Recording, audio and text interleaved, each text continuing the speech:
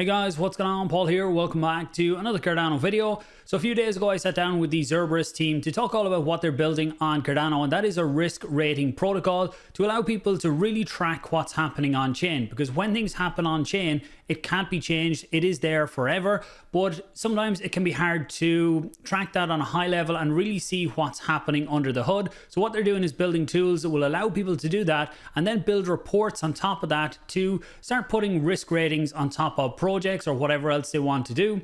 We also look at the Muesliswap report that they have recently released, looking at what happened there with the slippage and where the funds are and all that type of stuff, just as an example of what they can do. And then we talk about the Catalyst funding proposal that they have in to allow them to really expand this tool set for everybody to be able to use. Hopefully you get value. Please do share it out, leave questions, comments down below, and let's jump into the interview. Hey guys, what's going on? Paul here. Welcome back to another Cardano video. Today I'm joined by a team that there's been lots of questions asked to it lately, what they do, and they're bringing a lot of transparency to the Cardano blockchain, and that is Xerberus. So I have two of the team members here today. Thanks very much guys for coming on, and I'm looking forward to diving into this to find out a bit more about you. We're going to touch on Muesliswap and what happened there, because that brought your team to light more on your capabilities, I suppose, and what's possible to actually track. So looking forward to getting into it. And if you guys want to give an intro to yourselves, and then we'll get into what the I was going to say protocol, but it's not a protocol, what the platform and everything is. Yeah, we would love to. Thank you, Paul, for taking the time and having us and giving us this platform. I'm Simon Peters. I'm the director of Xerberus Labs Ltd. We are a UK-based company, and actually, you weren't that wrong when you said protocol, because ultimately, what Xerberus will be is a risk rating protocol, and that sometimes confuses people because they can't really connect that to what we're already doing, what we're known for, which is research into projects and into events. But just to give you an idea, is the vision that Xerberus has is that we're building a risk rating layer for everything that's DeFi. And when you want to understand what the risk rating layer is, you must understand that we have a lot of things in decentralized finance, but we have really forgotten about one traditional element of any financial system, which is risk management. And risk management is just a specific way of looking at numbers and making sure that systems don't collapse. And this, what we are really creating is a layer in our DeFi stack that other protocols can use to integrate their risk management, to integrate risk management into their protocols. And that is, in of itself, is super powerful. And just to make the bridge and explain people how, why we write reports and why that's so important is really that it's just samples. We just show you what our system is possible and what our system is looking for, so that people get a feeling for how mighty the system is. And just to set an example of our methodology, it works. And that's basically what we do. So ultimately, we are not there yet. It will be protocol and will be there to really introduce risk management in all of DeFi. Okay, and Noach, do you want to give an introduction to yourself, and then we'll go deeper down the rabbit hole of what you guys are doing? Yeah, great. So my name is Noach. I have a background in physics. I'm like the lead data architect behind what we do at Xerberus. Because Simon mentioned a little bit earlier, but another big problem with legacy risk rating agencies was the lack of transparency in the methods and how they came to conclusions about what these risk scores were. Typically, it was just some guys in suits in some dark room somewhere who would come out with a big list and everybody believed it, right? We really prioritize transparency and honesty and an unbiased approach to coming to risk scores. So we're using a lot of techniques that I learned in my degree in physics, plus I'd learned some extra really annoying mathematics, and we go about scoring these assets based solely on a mathematical process. And because we're doing a mathematical process, it's completely transparent of why we came to the conclusions we came to. So if we have two assets that have different scores, instead of asking why that is that way, and we just say, trust me, bro, we can say, go down to the original data and you can see how the original data affected the mathematical equation to give the risk score that we have here. So yeah, that's a little bit about me and about what we're doing here, and I'm really excited to talk a little bit more about it. Great. Look, I suppose it really highlights the transparency of blockchain and why it can be so vital in some industries that you can do things like you are doing. Dive into the data and let the data speak for itself on what's going on. You don't have to trust someone else. You can don't trust, verify. So on how you've covered bits on what the product is that you're building, but what's the overview of it and where is it right now? Is this something that the public will be able to access themselves, or is this always something where you will build a report based on different projects? So we are certainly in an early stage. Right now, we have a very small web app that we have already built that we call them search, our NFT community can access to. It's really what it is a research tool. We are also building a new web app right now, which will be much closer to the original goal. And you can see what Noah said, and that is very important. That's where you have to understand the scheme of things is that in this new web app, we will have the risk engine in it. So you will see the first time fully mathematically derived ratings. And we will try out in this new web app something that's very important to achieve our goal. And that is to have a group of researchers evaluating the output of our risk model. Because that's something that always comes up. And this is also when you right now look at Twitter, when people criticize our reports, they always ask you, how do we can trust you guys? And we love that question. That is the very reason why we do Xerberus, right? Because there should never be a small group of people that you trust. You've got to verify it. And so what we're trying to build is really to get rid of ourselves in this new Web 2.0, get rid of our interpretation and open it up in a permissionless way, creating a rebalancing mechanism where good interpretations win over bad interpretations. So to come back to your question is that we've built a small web app. That's already out, people can use it. The new version that really will be the first fundamentally, the truly version 1 of what Xerberus will be is in the making, and it will definitely come out in what is already very few beta testers have already access to it, but will slowly increase the amount of beta testers over the coming weeks and months. And prospectively, we don't want to give a date. Will be publicly launched, and then everybody can use it and look into it. Yeah, and when Simon says publicly, he's meaning that the risk scores themselves, we believe, should be a public good. When it comes to these types of things like risk scores and metrics, everybody needs some sort of basis so we can all have a good and meaningful conversation. If I just come up to you and say, token A is the best token ever, you have to buy it, and then why? Well, then you have nothing back to support that. Then you can't really have these good and meaningful conversations about what token is good versus which token is less good, right?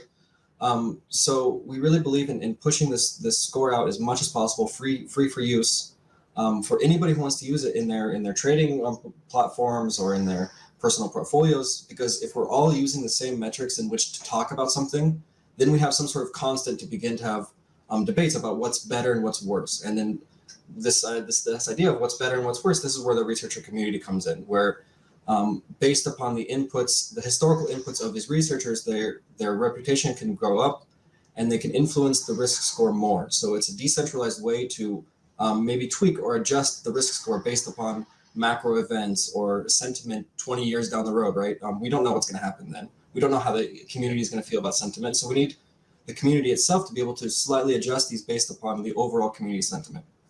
And then again, based upon how right they are in the past, they get more rewards as well. So this also incentivizes the researcher to input good information in order to get back as much rewards as possible. So his incentive is everyone's incentive always, especially here in crypto, is just to get bigger bags, right?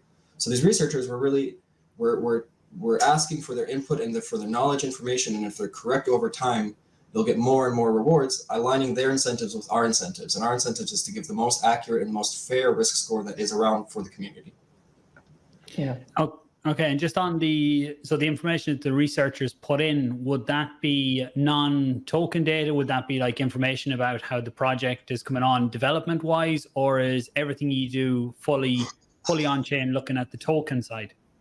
Yes, that's a really wonderful. Go for it. So it's a little bit of both. At the beginning, it's going to be just on-chain things. Like, for example, in my research, I found that there's a reasonable inverse correlation between decentralization of a token and the price. So when a token gets more and more centralized, the price goes up, and when more and more decentralized, the price goes down, right? These types of metrics is what we want the researchers to be able to define and say which metrics are more important than others. Is decentralization more important than the number of holders? That's more important than the average drop-off wallets per day, for example, right?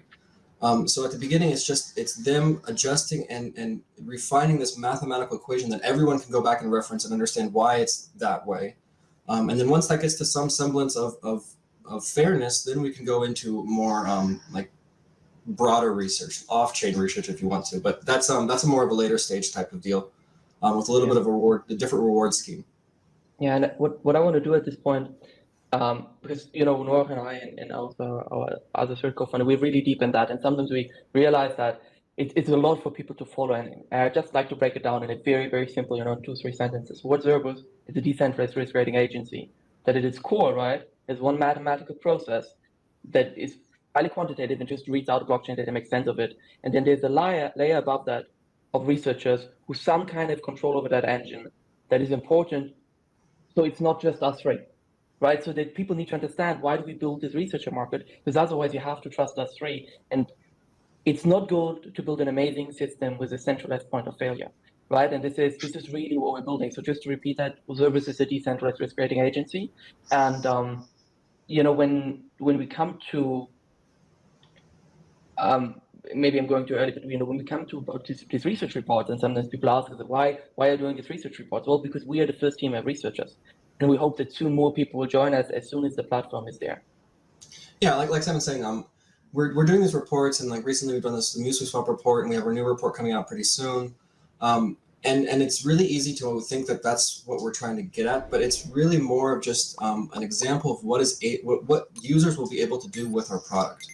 Because when we're presenting all this data and we're giving all this data in an easy to understand and easy digestible way, like for example, if you want to like understand like who seeded a wallet, right now you have to like go through like individual UTXOs and go through the address and find the other addresses and then try to see if they have any addresses, and it's confusing, but it's much better if you can put in one address and just get a printed graph, right? And this is what we're trying to do, and we're trying to enable the entire community to come up and be able to release reports at the same level of quality that we've released.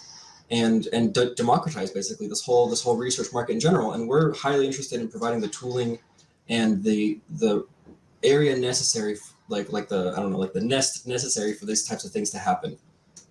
Yeah, the Cardano blockchain can be hard to go through and follow how funds flow at times when you start to look into all the different UTXOs and how they move. Even like I look at them every day at different wallets and trying to figure out different things that are going on, but I get confused lots of the time as well. You trace it through 5 or 6 wallets, and then all of a sudden you're lost. You have to track back. So to have tools out there that can do that type of thing would be brilliant. And I like the idea that it's open for anyone. So you guys are the first research team that's building your reports on top of this, but the data is there. If someone else wants to go off and use that data to build their own, then that's going to be there as well. And that's verifiable data from the blockchain. So for getting access to this in the future and getting access to the data, I know you have the legacy system, which was the NFTs. Will this become a paid service long term, or how will that work? I know I have some of the NFTs from when you guys sold them, so I can access the legacy, but how does that work going forward then? Yeah. So get your tinfoil hat ready, right? Okay, so think of Xerberus kind of like an onions, right? So we have this outer layer, which is these ultimate risk scores, which we're giving out for free. And these risk scores are built upon other different metrics or indicators, if you will. And these indicators and metrics are built upon underlying data, which the underlying data is built upon raw blockchain data, right? So that's like 5 layers. The overall risk score will be free for everyone to use, and research tooling. So like what I mentioned, like with that Genesis graph, where you can put in a wallet and get the whole Genesis graph. Another thing, like you were mentioning, like the UTXO model, it's very useful and it's a very good model, but it's confusing when you're looking at it. It's very hard to understand what's going on. So we have a system where it simply translates all the UTXO system right back into like a ledger or account-based model. So it looks like a bank account basically. And this is just a small little tool that we're going to offer to people that is inconsequential ultimately, but it really makes on-chain exploration much easier. Like Simon was saying earlier, the earlier web app that we released was really a research tool, and it was things like this. It was just basic things of basic nearest neighbors for wallets or basic ledger versions of wallets addresses, and these were the things we needed to be able to develop and build the risk scores and the way they are now. And the risk scores, I mean, I don't like to brag or anything like that, but I find them pretty consistent with the sentiment of the community. So if you're looking at the community and you see how everybody feels about these wallets and these tokens, and then you look at our model, which is developed only based on those transactions, only transactions, and you get relatively the same sentiment. It's really telling. It's really cool. Yeah, and Paul, to walk a bit directly back to your question, like how does it work with the NFTs? The NFTs give you a lifetime subscription for all time, so this is it's eternal. And not only that, only the people who have an NFT can input research. So to be in research team, you need to have an NFT, right? Also, later on, we'll introduce a token, and people can stake our token towards your NFT, and that stake will have an impact on how serious your research is considered to be in the system. There will be also another rebalancing mechanism to prevent whales, but this is a basic function to basically you're to democratize your there's always the question, right? You have a guardian, and who guards the guardian, right? Like that's always the question, right? You have a treasurer who checks that a treasurer is not doing something wrong. And in our system, right, you have the engine which just creates quantitative data, so nobody can create opinions outside the quantitative data. You have the searchers, your NFT that you own, right, that has influence on that, and then you have the public with the token who can control these researchers and rebalance them if they feel something really bad is happening. There will also be the searchers have free access for all eternal life to very advanced research models. You don't need to have an NFT. You don't need to publish research. You can also just have access to the same research, the same tools, but then you have to pay basically subscription. That's how we're thinking right now. There are also some other elements where we want to publish our risks in a way that other people can use them in their dApps and in their programs, and then not the base risk ratings will always be free, but some more advanced things, and then also pay for that. And this money that's being paid is then redistributed to the searcher. So really the aim is that with our NFT and our token, you can ultimately earn none more of our tokens, but more ADA, which I think is a very, very powerful tool. And going back, we talked about risk rating agencies, and when you want to understand what we build our incentive model like we do, you have to understand what is wrong with the incentive model in traditional risk rating agencies. In traditional risk rating agencies, the agency rates a company, and that company is paying for the rating. I don't need to be a lawyer to see the conclusion here, right? Like, of course, if you pay me to give me a good rating, right? Like, I always serve my customer, right? You guys, everybody in this system serves the people who are consuming the risk ratings and the advanced analysis. So the people who consume that are the investors. So we fundamentally, everybody in the system is aligned that the system grows if we do good risk rating and if we are fair and transparent. So it's a beautiful, simplistic model if you think about it, and it will make it will be very easy for people to see how it works as soon as they see the Web 2 app. It's very simple mechanisms. In the end, it's just 2-3 of them linked. So a big thing that lots of people are talking about right now is the reports that you guys can produce, and you have just finished up producing one on Muesliswap, and you're going to take us through some of that to show examples of what you do and what you can pull from the data. So I think I have your screen here. I'm going to bring it up. Wonderful. Before Noach starts right in, just a disclaimer. So the report that you see right now is an older version. Report that's linked below the video and that you probably will read will look a bit different. We're still in that process. The report will be released by the time this video is live, so just bear with us. And one other thing so we will walk you through the report, basically what the highlights were, and then afterwards we catch that bit again and explain to you how this whole system would have worked if we would have already done it on the Xerberus platform. Data book. Just yeah, that's a good point. I will put a link to the full live report, because when I put this video out, the public report will be out, and we were going to cover the final one, but just on one part, you guys had your report finished and you went back to the Muesliswap team just to verify that. Is that a standard practice that when you do the report, you just go back to verify different sources of data, or yes. How does that go? Yeah, we always do that.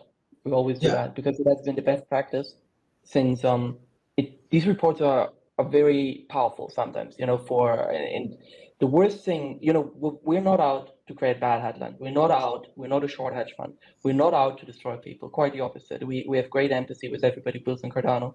And you see, we're very value driven. It means that, among free people, right? If you accuse someone of doing something bad, that person should have the option to make that case in public, but also in private beforehand, because maybe, and we always doubt ourselves, right? Did we do anything wrong? is there an alternative better explanation to the facts we have found? And sometimes there are. We had another report that was released almost a year ago where we had a first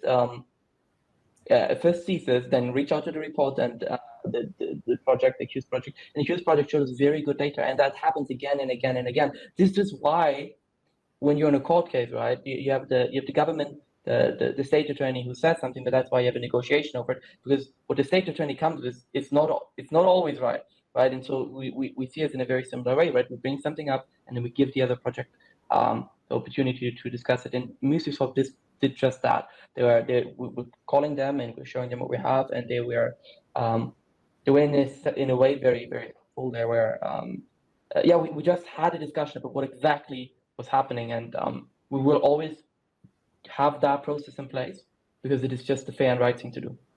Yeah, it gives a more balanced, it's a better balanced report then for the public, the likes of myself, consumers that are looking at it, trying to make decisions or decide on my opinion on what happened then. But I'll let Noach go and dive into it.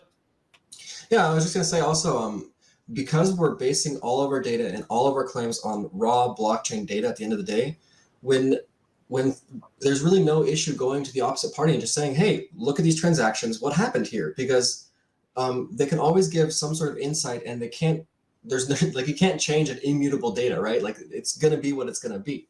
So it really, really helps with us in our investigations and in our understanding of what's going on when we talk to these other teams. For example, before we get into it, one of the things we were looking at was summing up all of the users who were affected by this score. And because we were missing some vital information about how Muesliswap works and about exactly what these transactions I was looking at, like I was looking at before I even looked at them, there was some that I didn't really understand what was going on. So we went to Muesliswap, we talked to them about it, and they really, really explained to us exactly how this whole thing works. And based upon their information, the estimation, like I had this earlier estimation of how, because I had to estimate because I didn't have the variables, right? So I had to estimate how many tokens were given back per user. And then when I went back with the data they gave us, the ADA per user went up. So when we talk to these companies, it's not like we're trying to like hide information or like give information that they don't want us to release, but it's just a honest effort from both the Muesliswap team and from us to understand better what's going on chain.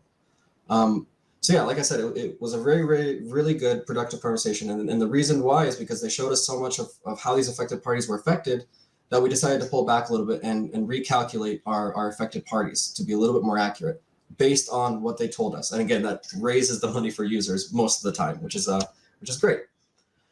Yeah, so just to give a little overview of what happened, the core of the accusation is that Muesliswap mislabeled certain fees on their website as slippage. And then they directed these fees or slippage to a particular wallet, which had at the time of claiming, a particular sum of around 2 million ADA. So people were accusing Muesliswap of mislabeling these fees and taking this 2 million ADA.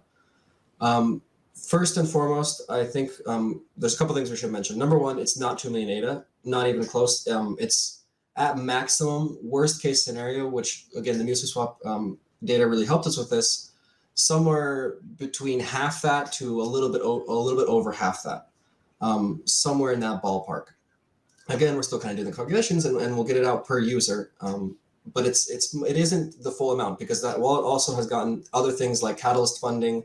It has gotten some other things that are associated with the Muesliswap DEX before this whole thing even was available on the website at all. So first and foremost, when you look on chain, you can really immediately understand that it's not just a 2 million. It's something less, like half or a little bit more than half of that. Anyway, so people asked us what the scope of the allegation, which I kind of covered just a little bit right there. The utilization of the funds, what happened to that ADA after it moved into that wallet?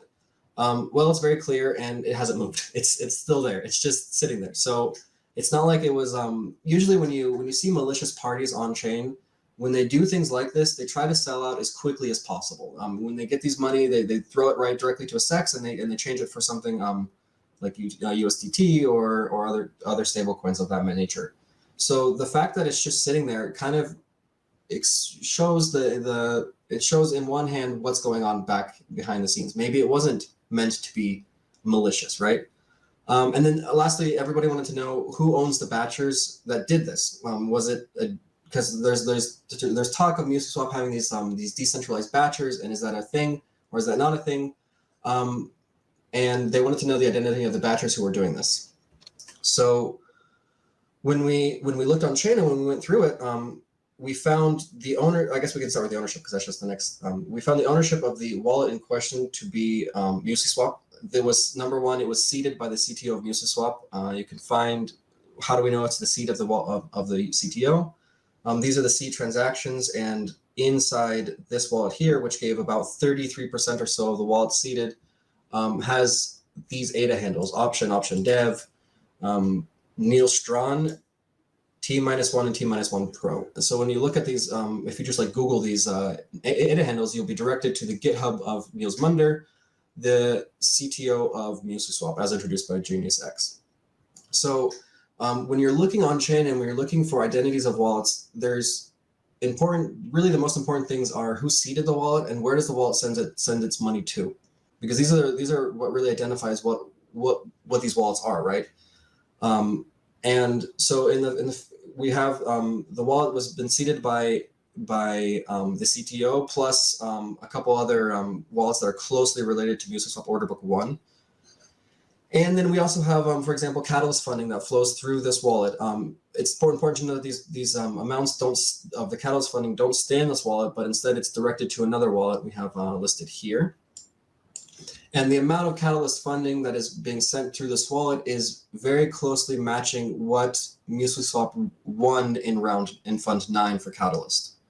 So it's another correlation that kind of shows that this wallet is it's either Muesliswap or closely affiliated to Muesliswap. Therefore, these batchers who are doing this process and sending these tippage, we'll call it tippage, right? Because it's like they call it slippage, we call it tippage. So the batchers who are sending this tippage is unequivocally Muesliswap, right?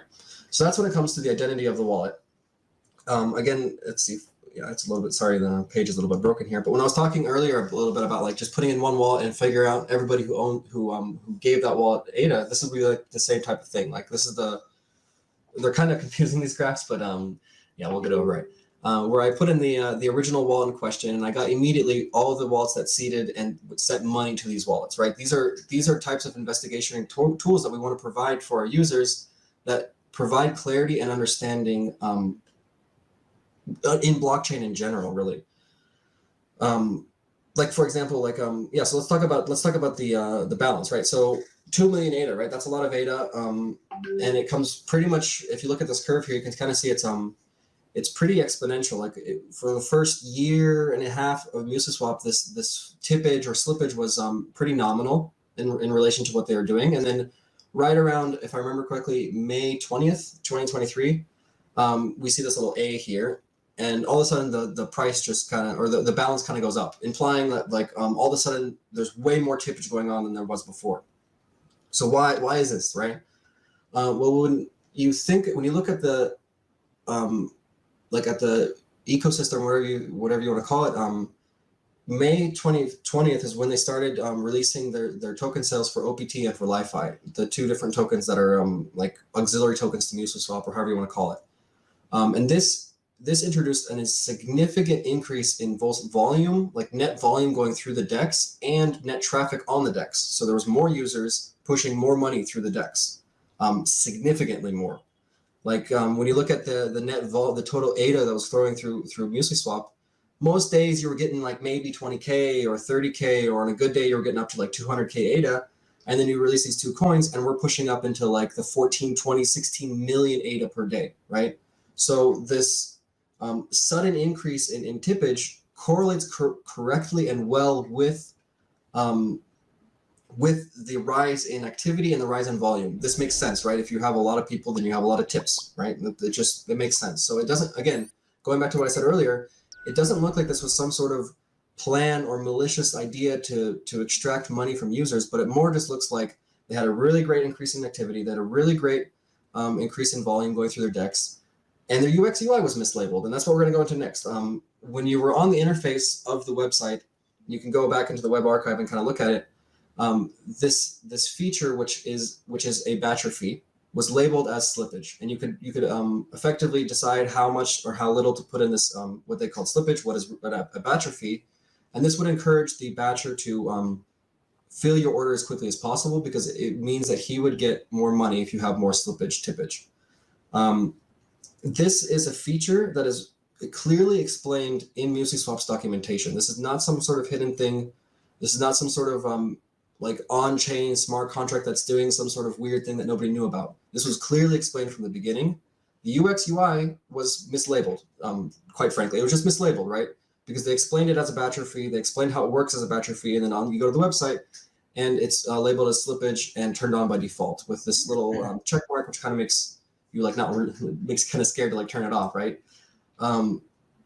So when this was the original UX UI, again, it seems like this issue comes down to a mislabeling of the UX UI, which you can make your own value judgment on if that was intentional or unintentional. I mean, this is what we're trying to get to, right? Like, we're presenting all this data and we're presenting all these things so people understand what went down exactly, so we can have clear and important discussions about the actual parts that matter. So the 2 million ADA, which is actually something more like 1 million or a little bit more than that. That's great. Okay, we know that we can return the users, but that's not right now. That's the conversation that's dominating. That's dominating Twitter. It's who's the owner of the batcher, and and where did the money go? And when we solve those two things, we can then have enough time and enough room for conversation about the things that matter, about what is good UX UI implementation. What happens if a UX UI is misleading and then users lose funds because of it, and things like this. Yeah, so we can go to the affected parties. I think I already mentioned the affected parties and how Muesliswap helped to change it. Again, just to reiterate, we had to estimate how much ADA was supposed to go back to each user, because we were missing some data that Muesliswap provided for us. And when we're talking about like sharing information with Muesliswap before this is released and things like this is because they give us information that helps us get more clear and more accurate data on chain. So because of the data they gave us, it looks like the users are going to get more than what our estimated number was at the beginning, which is great. Muesliswap helped us further refine the returns to get more users more money back as they deserve. It's a win-win situation for everybody. And yeah, that's about it. And the page errors out just about that. Yeah, wonderful. I don't know, I talked a lot. Is there any questions, or Simon, maybe you want to take a second? Yeah, I want to take the hands of the listeners who might be now confused again. How do we connect that, right? The two things that you see in that report that we did. One is that Xerberus, the application, will now do for yourself. So the first one is all the graphs that you saw, right? Like all the quantitative data. That's what you get within Xerberus, and you can look at that and assemble your own reports. So that's number one. Number two is really this evaluation, right? Like, it's what I see. Is that data that I see, is that good or bad? And you will be able in Xerberus to communicate that with the broader community and also with the risk protocol themselves, right? And then lastly, it's really about facilitating that discussion, right? Because they are both quantitative and qualitative discussions, like what really happened here. And you see what we can deliver and what we want to deliver as quantitative facts. Now, there's another discussion, right? Was it malicious? Was it intentional? Was it an accident? Right, and that is something that we three, we can give our own opinion, but that's it. That's opinions, right? And we need to come to a consensus, really. And when you're going really back to what Xerberus is that thing that helps us to agree on the data and to find a consensus about what really happened. And yes, you soon, if you want to understand all the details, would blow up this video by quite a number of minutes, hours, days, weeks of discussion would come out then. Just follow us, jump in our Discord, and you can ask questions. Like you heard me and Dave, we love to talk about that. So you will get all the details and all the questions answered that you want to have. Also, really soon an extra paper for that. But I want to, Paul, if that's okay, I want to transition. Yeah, before you transition, I want to mention one more thing about this Muesliswap thing. Muesliswap has changed their UX UI since this happened. Muesliswap has also offered to give refunds to whoever requests them. And from what I've seen, there's as of this moment, there's about 45 people who've requested a refund, and it seems to be, for the most part, again, we're kind of we're recalculating the affected parties, but it seems to be, for the most part, they're getting back paid in full. So it's not like so yeah, I think it's really good. I think Muesliswap, at the end of the day, maybe was it malicious, was it not? That's a discussion we can have, but they're making the steps. They've changed their UX UI. They're refunding in full. They're even refunding so that there's a small nuance here about slippage and stuff like that. They're refunding it with slippage. So even if there was actual slippage when it happened, they're still sending it back to you in full. I think it's a great step for Muesliswap in my opinion. Yeah, just before we move on to the next one, I think it's great to get these types of reports, to have the data behind them then for anyone to make up their own mind on what happened or give their own opinions on it. Like Simon said there, we can all give our opinions on what happened or our thoughts on it. And look, to me, I think one big thing is that the Muesliswap team hasn't come out and said that they own that wallet. From all your research and the data, it looks like it is their wallet. So I don't know why this could have went down so much better if they just come out in the beginning and said, this is our batcher, whether it was they didn't want to say that we don't have decentralized batchers, that we're doing it all ourselves, even though we talk about them, or whatever the reason was. If they come out and said that in the beginning and then said, yes, we're going to do the refunds and send them to everyone, that's another point that's hotly debated, as well as should the refunds be sent out to people themselves, because the crypto markets right now are fairly shit, if we're honest. And there's a lot of people who've walked away from crypto at the minute. So given 3 months for people to claim, I'm hoping that changes, that they will give more than 3 months for people to come in and claim if they're not going to send them out, that people have 6-12 months, because it could be another 6 months before people come back into crypto as hopefully the markets get better. But we'll park that there, let everyone make up their own minds. Leave comments below, leave us your thoughts below as well on what this is. And I'll leave links to the guys' Discord and Twitter where you can get involved and get in and talk about not just this, but other projects and reports that come out too. And Simon, I think you were going to pivot there, were you?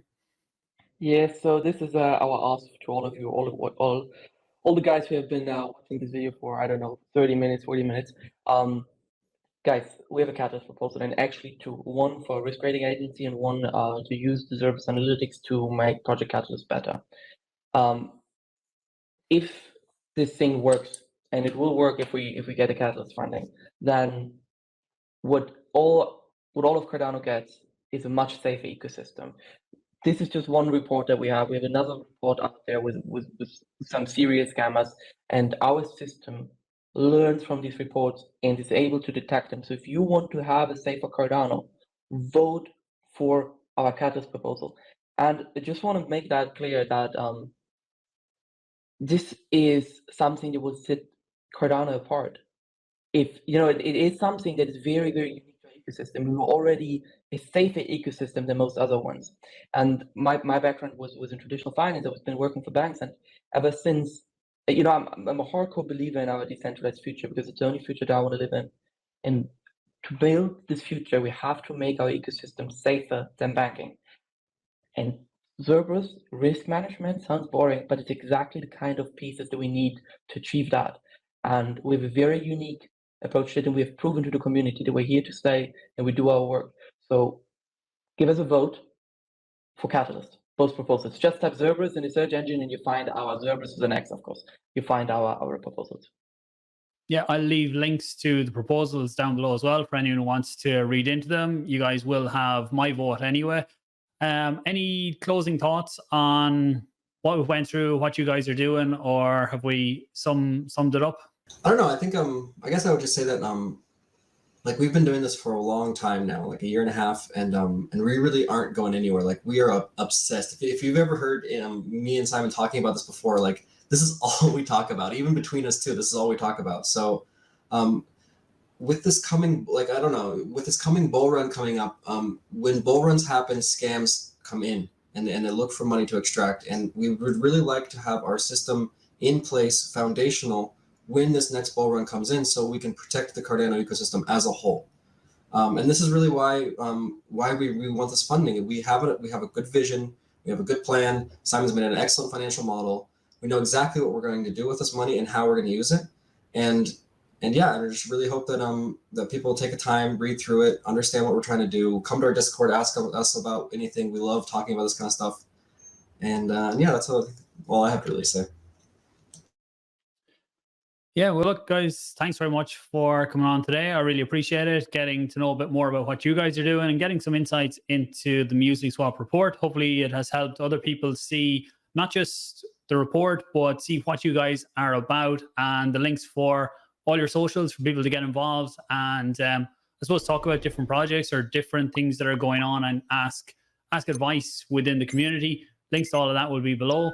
Everyone watching, thanks for watching. Please do share it out, give the video a like, leave your questions, comments, thoughts on all of this down below, and share it out if you think others can benefit. Thanks for watching. Talk to you soon.